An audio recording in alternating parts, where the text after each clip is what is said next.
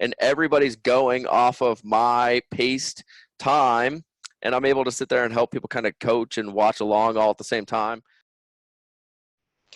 I want to say it might have been Peter Drucker, who was, at least for me anyway, one of the first people who sort of shone a light on the actual alchemy of what makes up a day from a time management perspective. And I believe it was he who originally kind of came up with that 90-minute block sort of dealio, where you got the three most important things you do that day. And I think that while a lot of people might have a familiarity with that structure, what people miss about it, myself atop that list, is the 10-minute break, the recess. Everybody remembers the 90-minute chunks because we're easily adept to talk about the productivity piece. Yeah. No one wants to talk about the restorative recess piece. And I love what you shared about that, because two things fly up for you. Number one is, could you imagine, as I'm sure you did, you put out the damn ebook, like how much further faster you could do by laying down those railroad tracks of the 90-day increments throughout now your work day. We talked about how to win sort of the morning there. And then grab grab 3 of those 10-minute AMRAPs for your 10-minute break. You get up, you move around, you pound a glass of water, you hit on the deal, you hit the timer, boom, you do a 10-minute AMRAP for your 10-minute recess. Yeah. And then boom, you're back in your second 90 chunk. Like, could you imagine like how much different my day would look if I did that, where I did my 390s and I had those 10-minute body weight exercise AMRAPs in between? That would be deadly, dude. Yeah, it's, and I kind of went down the rabbit hole at the beginning. You talk about those railroad tracks, and like sometimes when people ask me questions about fitness, and I talk about fitness for hours and hours and hours a day, and someone's like, well, what's the best thing I could do? And I'm like, we should go outside and get some sunshine. It'll brighten your day up. Yeah. And they're like, no, I want workouts. And the railroad tracks that are laid in my life over the decades now of fitness, working out and moving is not something I ever think about. It's hard coded. It's hardwired into my day that this is going to happen. It doesn't matter. Like there's a moment in the day where it just, okay, it's time. And we go. And we go outside, we go sprint, we go run, we do something. And those are the things that just over time you have to practice the most if you're just getting started. I highly recommend these 10-minute little bursts of energy, just because they're going to make you feel alive. You're going to your whole body is going to wake up. Like it's one of those things. If you're in your house and you just feel like the walls are getting closer and closer and closer because you're on week 4 of captivity, and how the hell are you going to break out? I've been saying that I've been really, really good. Like my patience has been amazing for like 5.5 out of 7 days, but there's a 36-hour window where I'm ready to run out a window head first and swan dive off of the balcony because I cannot be in here. So you know what I do? Go out of the garage and I move a little bit. And everybody in the house knows that it's just time. It's just just go out in the garage, move some heavy stuff around, get your head back. We'll come back in. You're going to feel better. We're going to have a real conversation. We're going to get back on with our lives. And it's just every cell in your body right now feels, because it's inside and you're told you have to be in here, that like you are trapped. The walls are getting closer and closer and closer to you because your experience it's not expanding. It's getting smaller. And the only way to really break out of that is to go physically expand your own self, and every cell in your body will be so happy to move and sweat and force itself to repair and act the way that your body is supposed to act. One of the things that came up for me is, which prompted my first reach out, which was my triage call out to my buddy AV.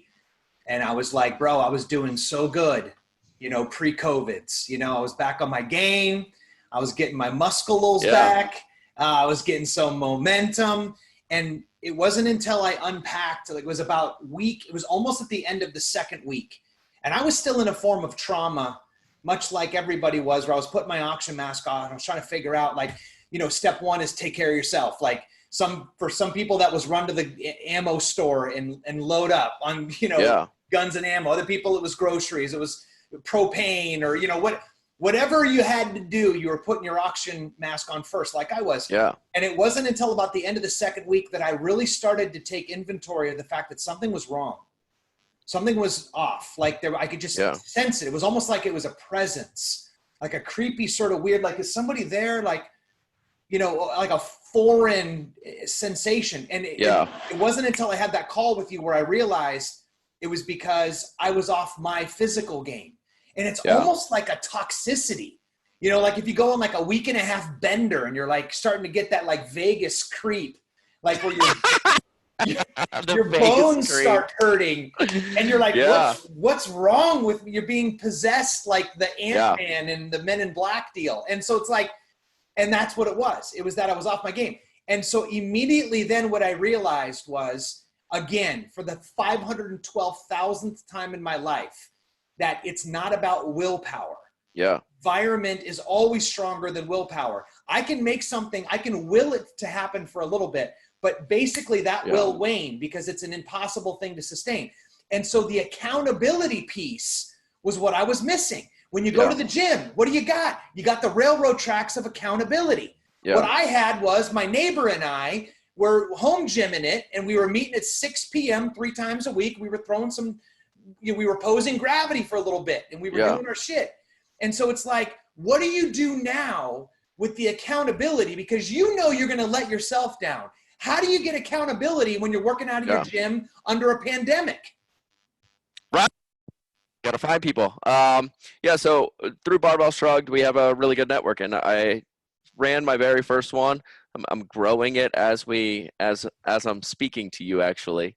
Okay. But I created this fun inside just our members only group last week where I just called it You Go I Go, where we get to set up. Wait, what do you call it? It's called You Go I Go Thursdays. Oh, I love this. I see where this is going. So I just create some sort of workout. For example, 5 push-ups, 10 sit-ups, 15 air squats. And I do that. And then as soon as I'm done, because we're on Zoom together, then you go. So it's like Simon says, it's like playing horse. Yeah, we set up about a 20-minute workout together, and we're on Zoom, and it's just I just coined it You Go I Go, and we do them on Thursdays at 1 o'clock, and Eastern time for all you West Coasters out there. There are other time zones, and that's a fun inside joke between Jesse and I. It's so. Last week was my very first one. We had a bunch of people in our members only group kind of like chime in, and there was one guy that I wasn't really expecting many people to actually set up barbells and like train with me in the garage and do it over. And then this guy just kept hitting me up. He's like, "Done, you go." And I was like, "Done, you go." And we were going back and forth, and it was awesome.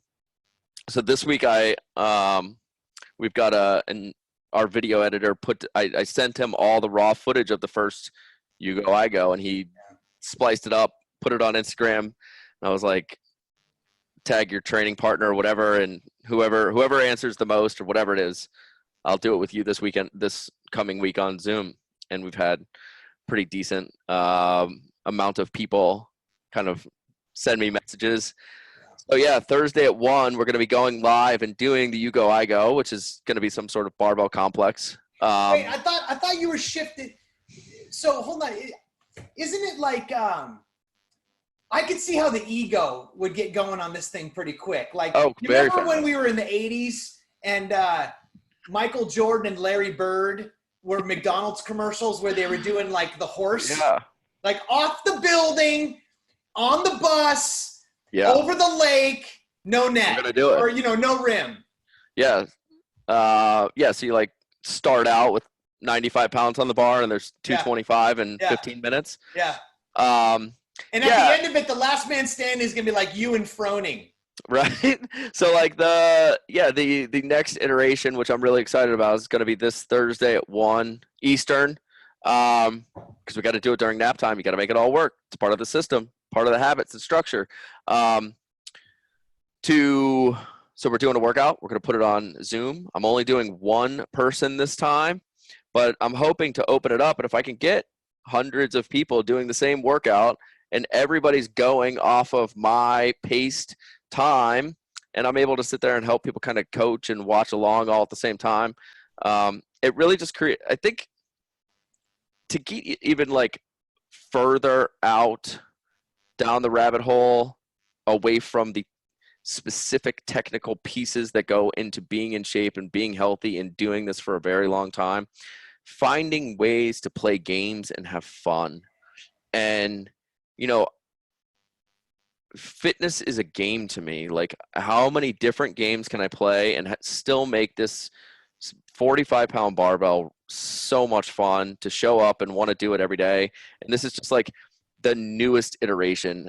You talk about willpower. Your willpower is going to break instantly if you can't get through that initial, like, oh, this is hard. My muscles are sore. I don't want to do this. You gotta realize that you're putting in the work to the process, and that it's your duty to take care of your body and get out to the garage. And, even if that's meditate for 10 minutes or it's to do a 10-minute AMRAP and breathe and sweat a little bit, it's your duty to take care of your body inside this new structure.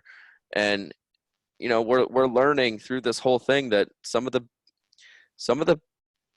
reasons. I am not an infectious disease doctor, but if you look at the people that are severely affected by what is going on right now, it's not people that are healthy and in shape. It's devastating to people that have pre-existing conditions, obesity, that have just not built a body that is durable, and it's devastating to those people. And if anything comes out of this, I hope that people, this motivates them to push to understanding health and longevity and being fit, and then finding ways to make it fun, because in the end, if it's not fun, humans aren't going to do it. And that's where this you go, I go thing comes. I got a ton of people that listen to our show. The fact that I can work out with people that listen to me twice a week, teach them. That's incredible, because I very rarely get to meet our audience. And now, because of this whole pandemic, I get to work out with them. In my eyes, that's a win. That's a really cool thing. Well, and what I'm experiencing right now, which I'm also experiencing to a large degree in my own work, my own contribution professionally, is the creativity. Yeah. Right? So, the truth is, without going into a whole nother rabbit hole, because I swear to God we're wrapping up, is that, we had it pretty good. We had it pretty easy. The concept of how things were. I'm not saying things were perfect by any stretch. There was still a host of problems, but we had a lot of things pretty good and pretty easy. And the truth is that necessity is always going to be the mother of invention. And these tools were always around, but they just never really caught fire because they weren't really needed. They were always kind of a fringe margin sort of conversation that was taking place. But for the majority of us, it didn't ever catch because it wasn't a necessity. Well, here we are. And I love the thought of using technology, just like what you're saying, in a playful, fun, and creative way to be able to not lose track of these railroad tracks that we need to be able to keep our mental sanity. Yeah. Right? Dare we even say our health, fitness, and overall well-being. So appreciate you for inspiring that, brother. I can't wait to hop in on one of these calls with you and do the old Michael Jordan, Larry Bird tag team. Next Thursday, you're already booked. Game on then. I'll put it in the calendar. I love it, man. So, hey, brother, I want to be able to give a shout out and respect for your time. So, I mean, obviously, you're a man who's already spoken for, as you said, from 6:30 in the morning throughout the day when you're giving yourself away and your expertise and your mastery of the fitness domain to the rest of the world. People can catch you over at the Barbell Shrugs. Would you say that's the best way, or would they go to andersvarner.com? Barbellshrug.com. All of our programs at barbellshrug.com/store. Honestly, get into the 100 AMRAPs for Time program. We just launched that last week, and it smashed because everybody needs these simple solutions to just staying in it mentally and physically. You can hang out with me Monday and Wednesday. We release our podcasts. all things strength, conditioning, fitness, health, with some of the biggest experts in the country. And if you want to hang out with me, shoot me a DM, Anders Varner on Instagram or TikTok. And he's a good follow. Oh, you let the TikTok thing just happen? No comment. Yeah, well, I guess that's another conversation, which hopefully we'll have next. That's so good. Dropped a TikTok. It's a thing, dude. It's super real. I appreciate it, man. This is awesome. Thank you. Okay. I love you, kid. Be safe. All right, buddy. All right.